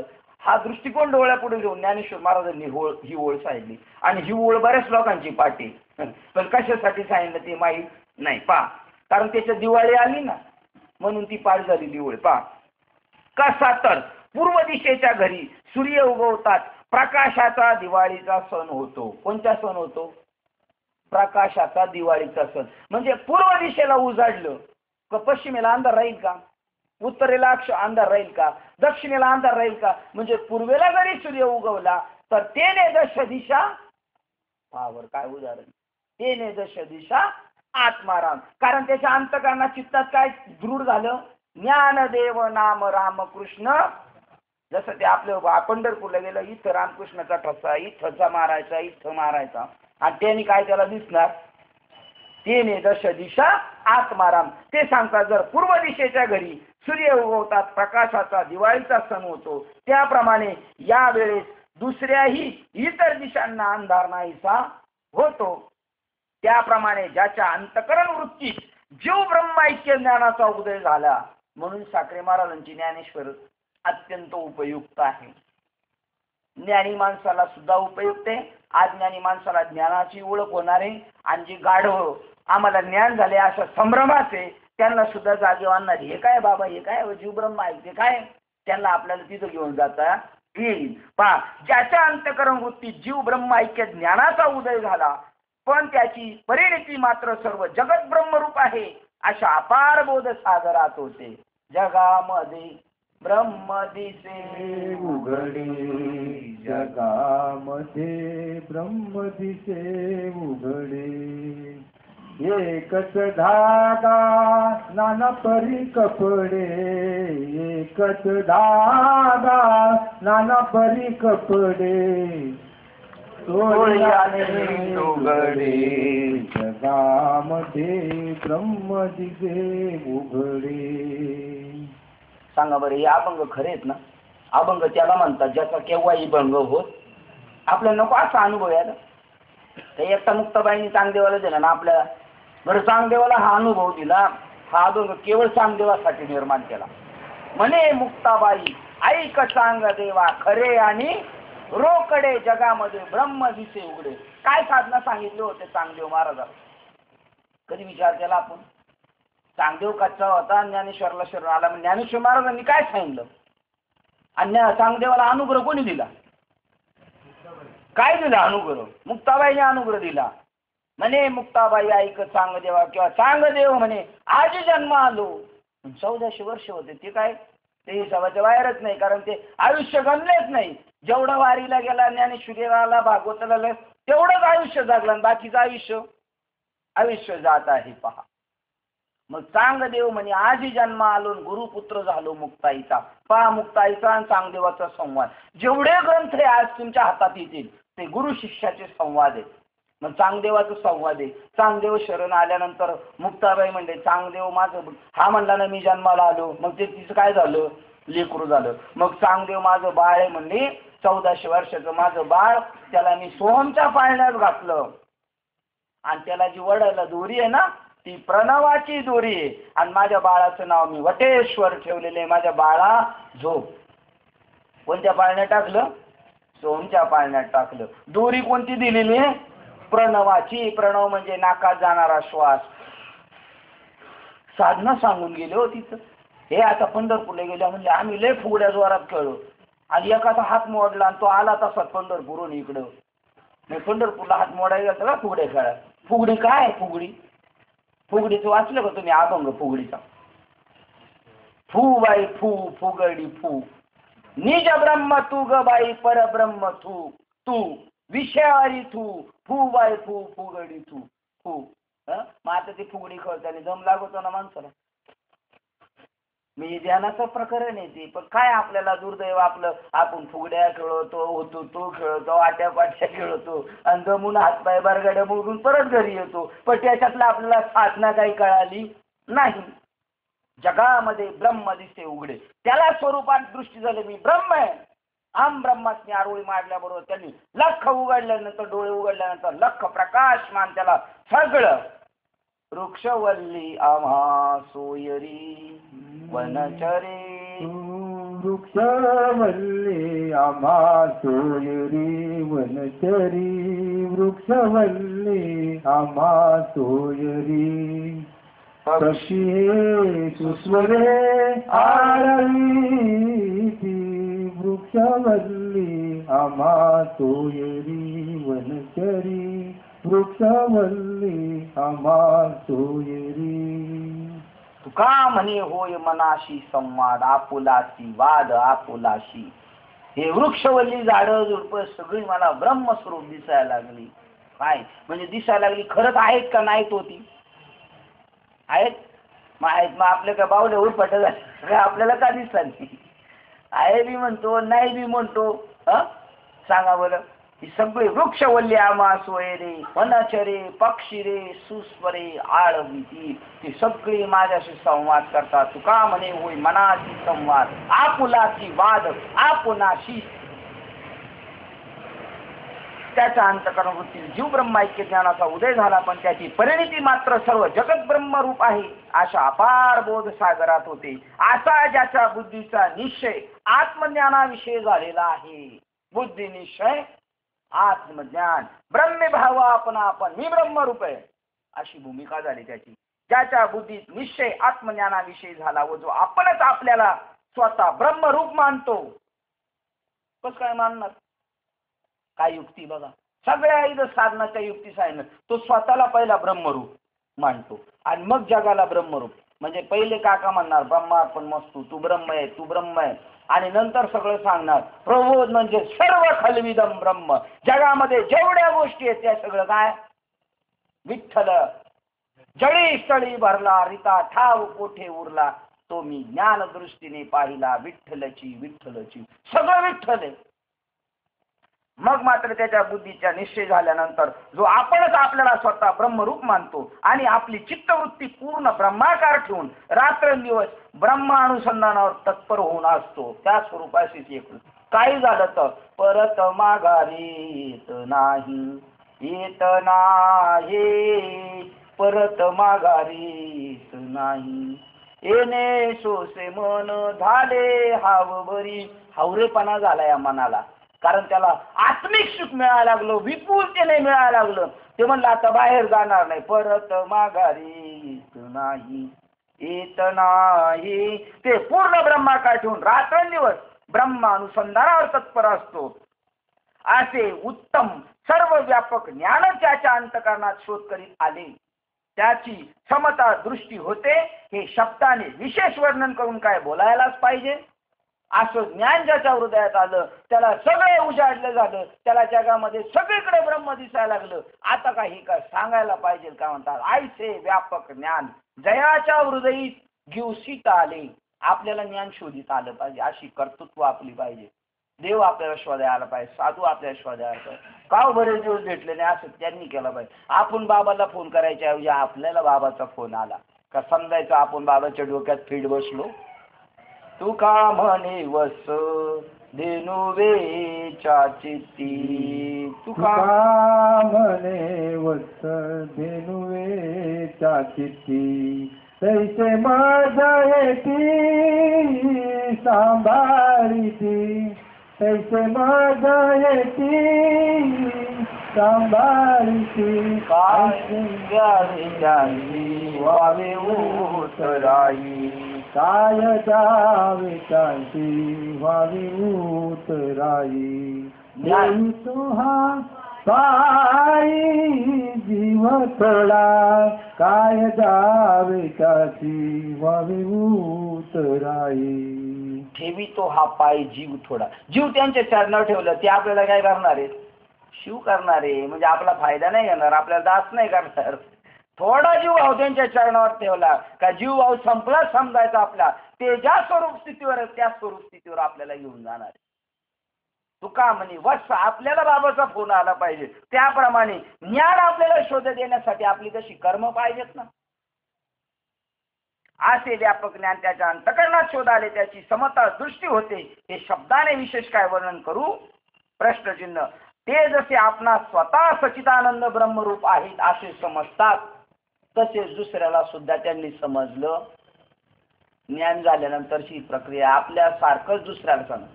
आणि हे सांगितलेले गुरुच्या बद्दल सांगितलं. प्रमाण बघा, आठवते का? चोपडीत लिहिलेले.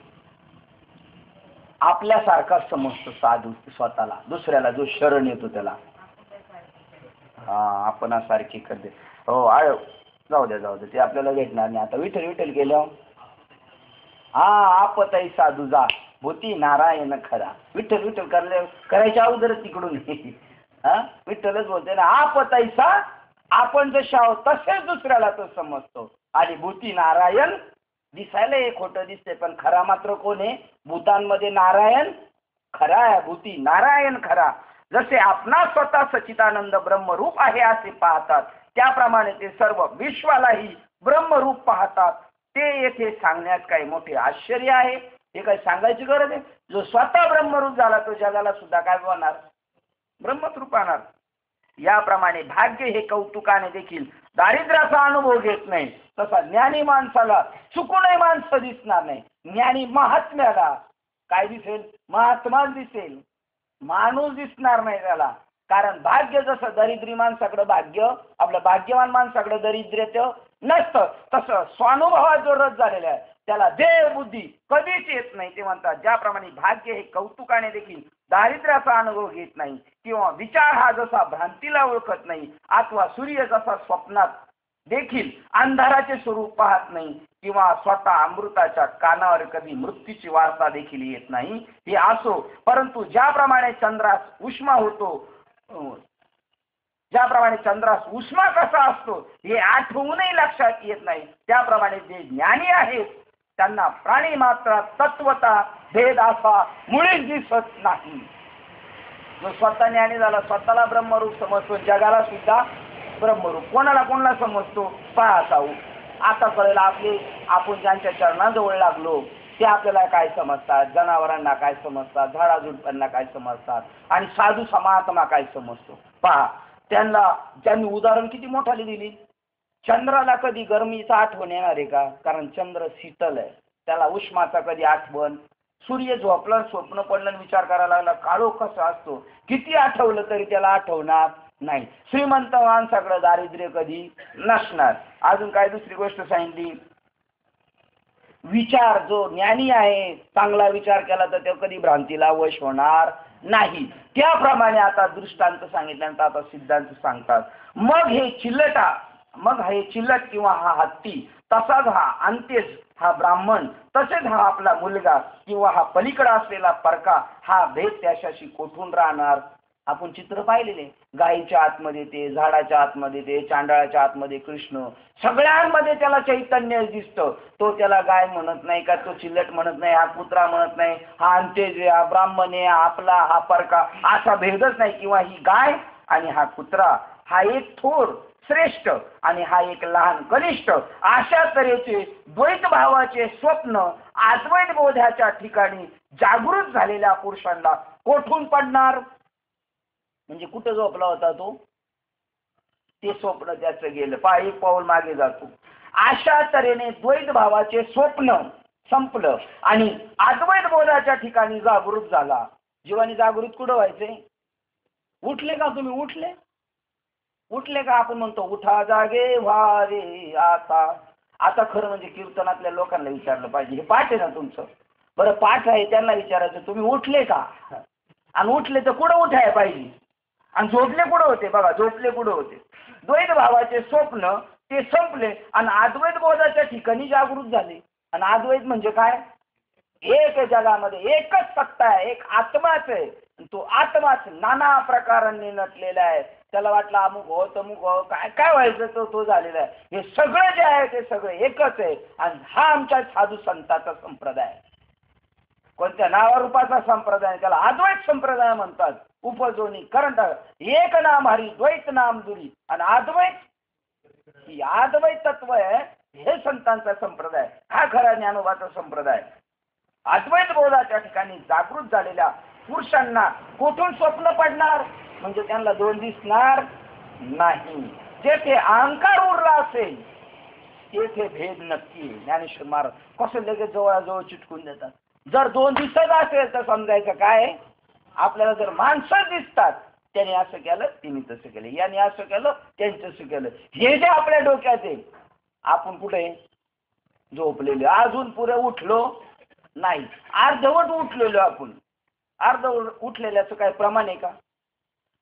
बोल बोलणे बोले जागे बाहेर आतनी जेले. बाहेर जागा झाले, नटापट माळ अनुग्रह सगळं झालं, पण आत निजेली. कैसे घरात घर कुल केले. या शरीराच्या कुडीमध्ये आत्मा आला आणि तेवढंच समजा लागला मी एवढाच आहे. कैसे घरात घर कुल केले. हा जरी म्हणत असला गुरुवचने फुटली पाठ, पण त्याच्यात सांगितलं नेनो अंधार ना उजडले गा. जड प्रकाश नाही, जड अंधार नाही. आता याला काय डोकं फोडावं काय याच्या पुढं? जर आज्ञाने असतं तर सांगता माळ झाला अनुग्रह, हे तर अर्ध केलेलं आहे यांनी. नेनो अंधार ना उजडले गा वासुदेव करीतो फेरा. पा याप्रमाणे ज्याला अहंकार असेल, जेथ अहंकार उरला असेल तेथेच भेदभ्रांतीची प्रचिती होते. तो अहंकारच जर अगोदर सर्वतोपरी नाहीसा झाला तर आता भेद प्रतीती होणार कोणाला? आता हा शिल्लकच राहिला नाही ना. हा, आता हा शिल्लकच राहिला नाही. तो म्हणला जर मला वेगळं दिसल तर मी राहिलो पाहिजे ना. मी सुद्धा संपला, माझे मी पण कोण हरून नेतो. बघा, माझं मी पण संपला, तो स्वतःच संपलेला, तो काय दुसऱ्याला पाहिजे म्हणतात. अहंकार जर अगोदर सर्वतोपरी नाहीसा झाला, आता भेद प्रतीती होणार कोणाला? कोणाला दोन दिसणार? तो आहेच नाही, तो संपला. आता जो त्याला नाचवत होता तो संपला. आता कोणाला काय दिसणार आहे? म्हणजे एक झालेल्याला दोन दिसत, एकच राहिला आता त्याला. म्हणून सर्वत्र सर्व काळ सर्वात सम साधारण व्याप्त असणारे जे एकम द्वितीय ब्रह्म ते मी स्वतः आहे. एकच दोन झालेले, एकम द्वितीय, एकच दोन झाले. आणि ते दोन जरी असले तरी एकच आहे. काय उदाहरण मधने बाबा किती सोप्या पद्धतीने देतात. एकच दोन कसे आले? म्हणजे नवरा बायको एक का दोन? आता हसण्यावर आपण नेतो दृष्टांत, पण आपल्याला कळायला तर बरोबर आहे. नवरा बायको एक का दोन म्हणले तर एक म्हणला एक, एक म्हणला दोन, तर बाबा म्हणले एक आहे, बरोबर आहे. तो म्हणला काय बुवा, तुम्हाला कळायला पाहिजे, कसे काय तुम्ही म्हणता दोन? एकच आहे म्हणून. हा, ती साडी नेसलेली आहे, मी पायजामा शर्ट घातलेले आहे, आम्ही दोन आहे. आणि तुम्ही एकच म्हणता, दिसाय दोन आहे, आम्ही दोन आहे. म्हणलं दोन आहे, बरं तुमचं गडीभर खरं करू म्हणले दोन येतं. बरं ठीक आहे, मग आता तुम्हाला किती पोरं म्हणले? चार. मग तुमच्या बायकोची कोणती तुमची कोणती सांगा. तो म्हणला काय बाबा कळतं का, आम्ही का दोन आहे का? मग म्हणले हालू का आता तुला? मग आता हा काय आहे? हा अद्वैत संप्रदाय साधूचा काय युक्ती आहे सांगण्याची? काय हे दोनच आहे, दिसायला दोन असले तरी असायला यालाच म्हणतात एकलेची निकंठवेना. म्हणून त्यांनी हे नाटक उभारलेले आनंद लुटण्यासाठी. एकची अनेक एक हरी झाला, एकची अनेक एक हरी झाला. म्हणजे मध्ये घोटाळा होऊ नको. एकची अनेक एक हरी झाला. पुन्हा जागेवर घेऊन येण्याचा प्रयत्न आहे. जरी झाला अनेक तरी एकच झालेले आहे. म्हणून सर्वत्र सर्व काळ आणि सर्वात सम म्हणजे साधारण व्याप्त असणारे जे एकूण द्वितीय ब्रह्म ते मी स्वतः आहे. हे जे समदृष्टीचे मार्मिक तत्व आहे ते तो संपूर्ण जाणतो. मीच ईश्वर हा बोध झाला पाहिजे पहिल्या जीवाला, आणि मग सगळं ब्रह्म आहे त्याला कळेल. पहिलं मी ब्रह्म आहे हे कळालं पाहिजे. ज्याने विषयी संग न सोडता, काय युक्ती आहे बघा. विषय सुटले पाहिजे, विषयाला मारगुळे औषध दे. आता बघा टीव्हीला ऍडव्हर्टाईज चालली, नवऱ्याला औषध दे घालून जेवणामध्ये, म्हणजे मरायचं नाही, दारू सोडवायचं. का ती म्हणते नको दारू मला. अहो आमचे मामा लय येणार, ते आमच्या घरी आले का म्हणायचे तू मला ते काय सांगू नको, नाही तर मी माळा घाली. आपण ते संगत बघली का झालं तसं झाले माळकरी. आणि आता ते गेलं मुलून राहिलं ना, आले का मला कधी भेटायला म्हणते घाट खूपरला. आता पेणारी माणसंच नाही राहिली. नाही तर पहिलं म्हणलं चढायला लावलं का इकडे इकडे पडलेली नुसती माणसं दिसायची. अहो म्हणलं अजूनही पितात लोक, पण तुम्ही नाही पित म्हणून तुम्हाला ते दिसती नाहीत. है की नाही. म्हणजे विषय संग न टाकता बाबांनी दारू पिलेल्या कंडिशन मध्ये माळ घातली, म्हणजे आश्चर्य, केवढं मोठं आश्चर्य. जेणे विषय संग न सोडता, इंद्रियांचे दमन न करता, विषय कामनेचा त्याग केल्यामुळे, वासनेचा बाध केल्यामुळे त्याने अलिप्तपणा अकर्तपणाचा उपभोग अनुभव घेतलाय. याच्यामध्ये सुद्धा मला विषय थोडा काय म्हणतात, याच्यामध्ये सुद्धा चिंतन म्हणजे अर्थ करायला मिस्टेक वाटते मला. आपण 97 नंबरच्या श्लोक मध्ये बघा, तुम्हाला वाटतं का भेसळ. जेणे विषय संग न सोडता, इंद्रियाचे दमन न करता, विषय कामनेचा त्याग केल्यामुळे, म्हणजे काहीतरी टाकावं लागलं, इथं दाखवले काहीतरी टाकायला लागलं, पण तिकडे टाकायच नाही लागणार. बघा अर्थ काय त्या ओळीचा, ओळ क्रमांक 97. जी विषय संग न सांडिता, इंद्रियाचे न दंडिता, परिभोगिली निसंगता कामनेवी. म्हणजे इथं कामना टाकायला सांगितली, कामना टाकली असा अर्थ सांगितले, पण तो कामनेवीन झाला. कसं काय बघा, जी विषय संगून न सांडिता. आता एखाद्या पोराला सांग, एखाद्या दारू पेरा म्हणलं येवाला ये ज्ञानेश्वरीला येत जा. ते काही लोक म्हणतात तंबाखू आपल्याच्याने सुटायची नाही. मी म्हणलं का सगळ्याच गोष्टी थोडी सोडायच्या असतात, काही थोड्याफार ठेवायच्या असतात करमणुकीला. तसं विषय संगू न सांगिता, विषयाला न टाकता असं म्हणलं म्हणून मग चालेल. मग असं असेल तर चालेल बा तुमचं, मग तर येऊ आम्ही तुमच्याबरोबर पंढरपूरला, येऊ आनंदीला. पण इथं आल्यानंतर त्यांनी का औषध घेतलं का, जसं त्या बाईने त्याला फसून जरी औषध दिलं जेवताना, का ते म्हणते उद्यापासून दारू नको. तसंच आहे, विषय संग न सांडिता, इंद्रियाला न दंडिता, परिभोगिली निसंगता, निसंग झाला तो, कामने विन, कामना शिल्लक राहिली नाही त्याच्या जीवनामध्ये. जी लोकाचे आधारे, जे सर्वत्र बाह्य लोकांच्या राहटीप्रमाणे त्यांच्या आधाराने सर्व लौकिक व्यापाराचे आचरण करतात. कोणतेच विषय न टाकता त्या नामाच्या योगाने त्या संतांच्या संगतीमध्ये गेल्यानंतर त्याला तसं होतं.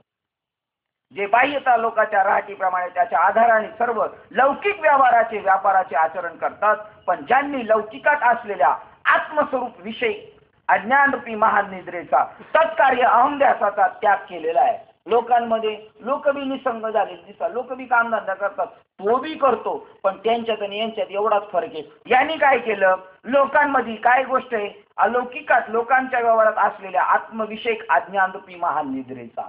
लोक झोपलेले, पुन्हा आलं झोपलेले. कुठं झोपलेले, महानिद्रेत झोपलेले. कोणत्या, अज्ञानरूपी. अज्ञान कशाबद्दल, आत्मविषयी. बघा उडफटा मार्ग, आत्म्याविषयी अज्ञानरूपी महानिद्रेचा त्यांनी काय केला, त्याग केलेला आहे साधूने. आणि त्या अज्ञानाचा त्याग केल्यामुळं अज्ञानाचं कार्य काय म्हणतात बघा, व तत्कार्य अहमध्यासाचा.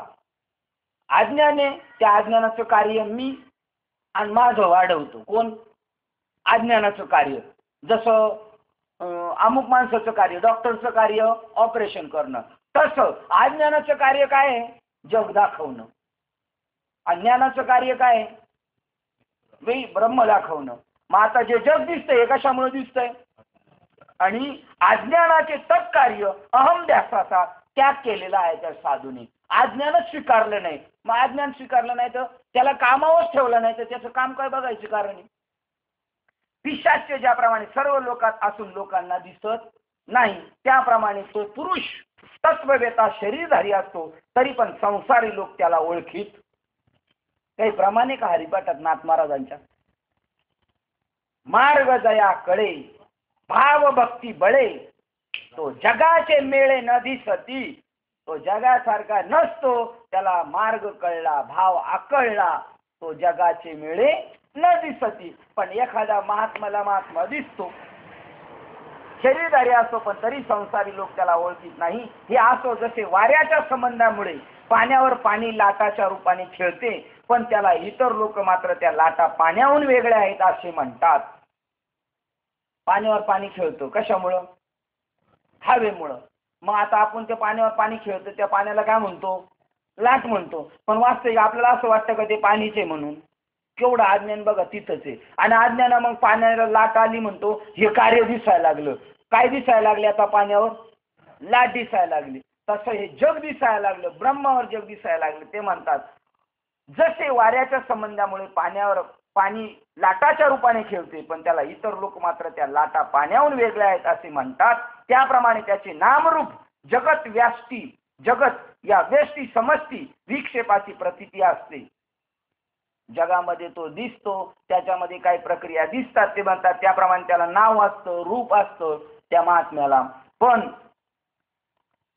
तरी पण त्याचे मन सर्व ठिकाणी समतेला सर्वत्र ब्रह्मभावासच व्यापलेले दिसते. व्यष्टी आणि समष्टी. व्यष्टी म्हणजे आपण आणि समष्टी म्हणजे जग.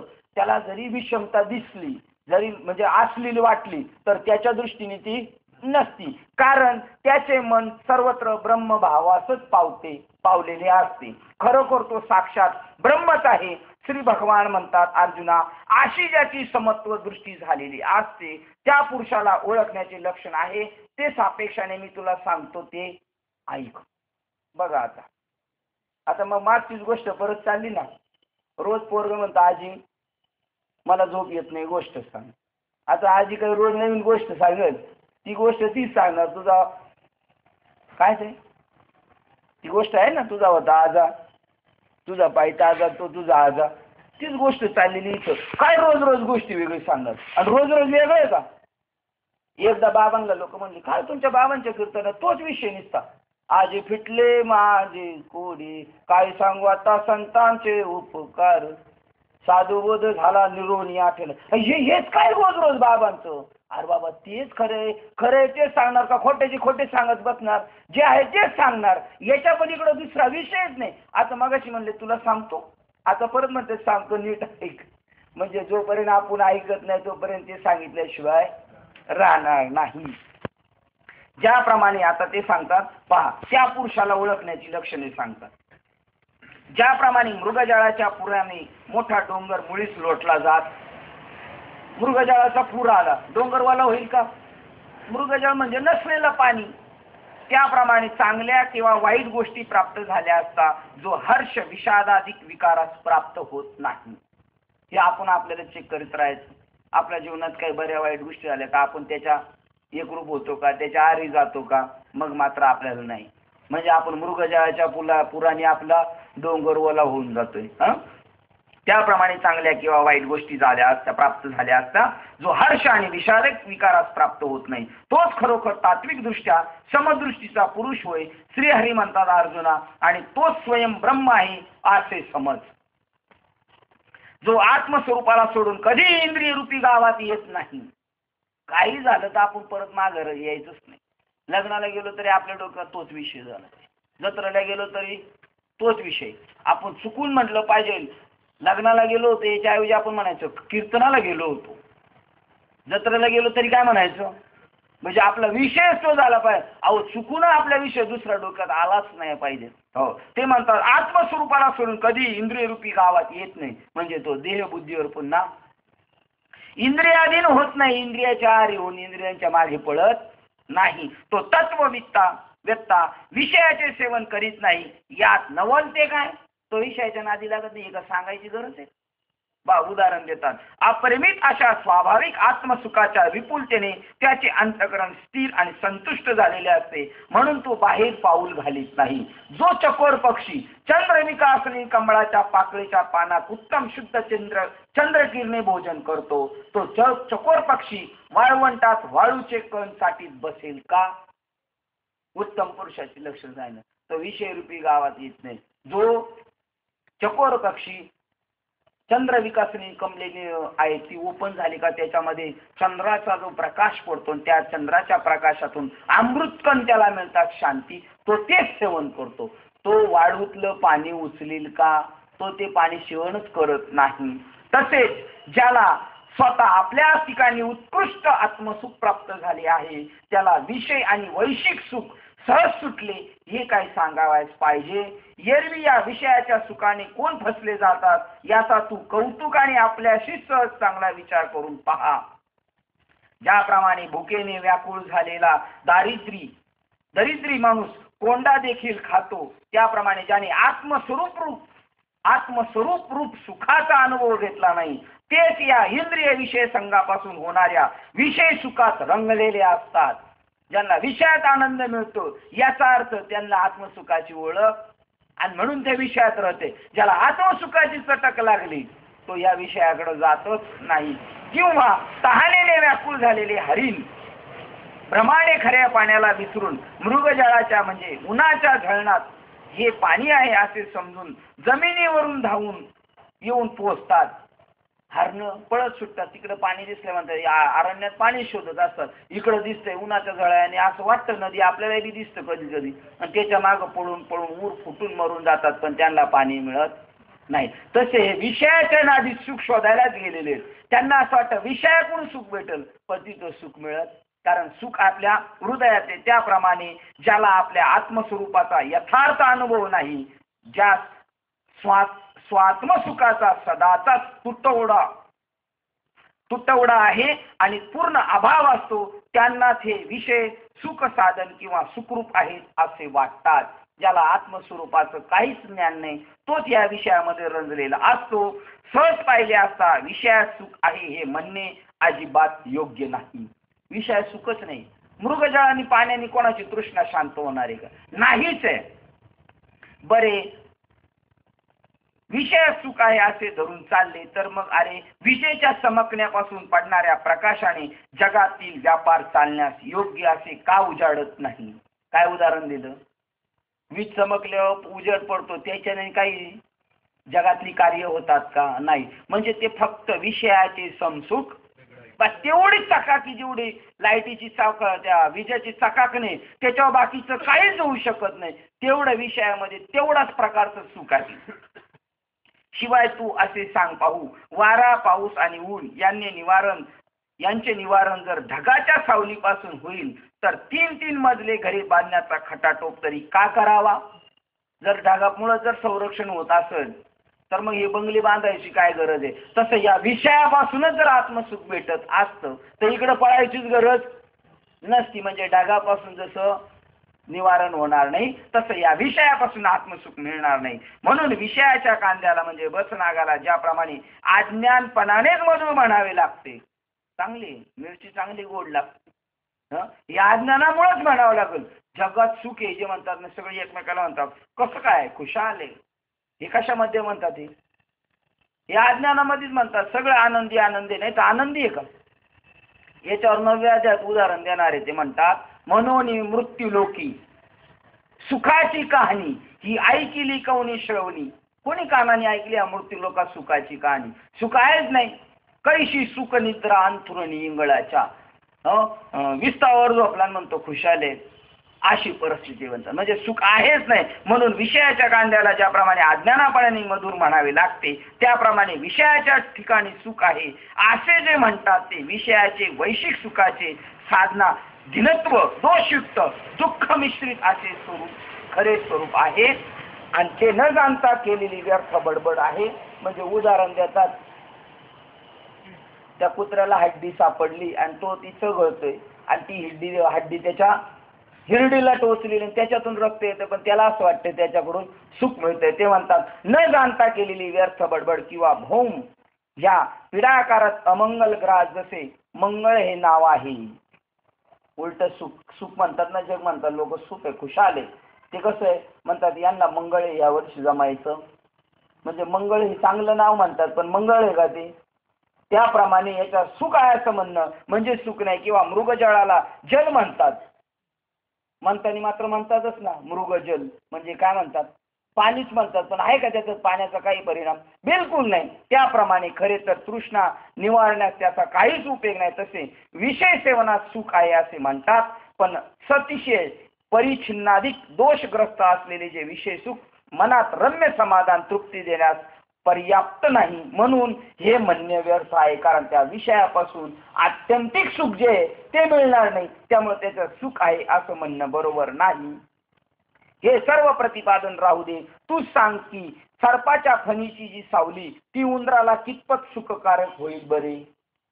हे आपलं उदाहरण दिलेलं आहे. विषयाच्या नादिलेल्या माणसाला म्हणतात सापाने फणा उभारलेला आहे आणि त्याची काय पडलेली आहे, आणि उंदीर म्हणाला चला त्या सावलीत जाऊ. आता तो उंदीर आणि तो साप बघा आता किती, त्या उंदराचं काय होणार? आता उंदराला कळायला नको का? पण काय कळायला पाहिजे त्या उंदराला? तिथं नाही जायला पाहिजे, पण तो उंदीर गेल्याशिवाय आता त्या उंदराला किती दिवस सांगितलं कळलं होय का तू जाऊ नको म्हणून? आता हे कोणासाठी सांगितलेले? हे आपल्यासाठी सांगितलेले. हे पहा, सर्पाच्या फणीची जी सावली ती उंदराला कितपत सुखकारक होईल सांग बरे. अर्जुना, जसे गळाला लावलेल्या आमिषाचा पिंड घास जोपर्यंत मासा सेवन करीत नाही तोपर्यंत चांगले बरे. जोपर्यंत त्या गळाला लावलेला आमिष आहे, गांडूळ आहे, त्या गांडुळाला पण मासा पळत येतो आणि मासा पळत आल्यानंतर ते माशाला सांगते गांडूळ, काय सांगतो? अरुण बाबा आले का? काय सांगतो? नाही सांगा ना. नाही ते हिंदीत सांगा ना, पण जसं आहे तसं सांगा. तू मत आ मेरे लिए, मैं आया हूँ तेरे लिए. तू मत आ मेरे लिए. ते गांडूळ त्या माशाला लाख वेळा सांगतो तू माझ्याकडे येऊ, कारण मी आलोय तुझ्यासाठी. आज तू येशील माझ्यासाठी तर मी मेलेलो आहे, तू बी मरशील. त्याप्रमाणे जसे गळाला लावलेल्या आमिषाचा पिंड घास जोपर्यंत मासा सेवन करत नाही तोपर्यंत चांगले आहे, त्याप्रमाणे विषय संघाचा प्रकार आहे. जोपर्यंत विषय संघाचा अनुभव घेतला नाही तोपर्यंत हे चांगले आहे असे वाटते, असे निसंशय जाण. परंतु विरक्तांच्या दृष्टीने हे विषय सुख पाहिले तर अर्जुना ते पंडुरोगाच्या पृष्ठीसारखे दिसण्यात चांगले दिसते, तरी पण परिणामकारक घातकच आहे असे समज. त्या मध्ये गोळ्या निघाल्या होत्या माहिती का? कडकी माणसं होती, ते म्हणले तब्येत सुधारायची, त्यांना गोळ्या दिल्या, ती नुसती फुगत जात होती. खाते मजबूत होती पण फुगत होती, पण ताकद म्हणजे तो सुजलेल्या माणसाला जर कोणी म्हणलं काय तुमची तब्येत झाली, तसं आहे ते म्हणतात. पंडुरोगाप्रमाणे त्याची तब्येत सुधारली असं म्हणण्यात, तसं विषय सुख आहे असं समजणं आहे. म्हणून विषय भोगापासून होणारे जे सुख ते आरंभापासून अखेरपर्यंत दुःखच आहे असे समज. परंतु काय करतील मूर्ख बिचारे, कारण विषयाचे सेवन केल्यापासून त्यांचे भागतच नाही.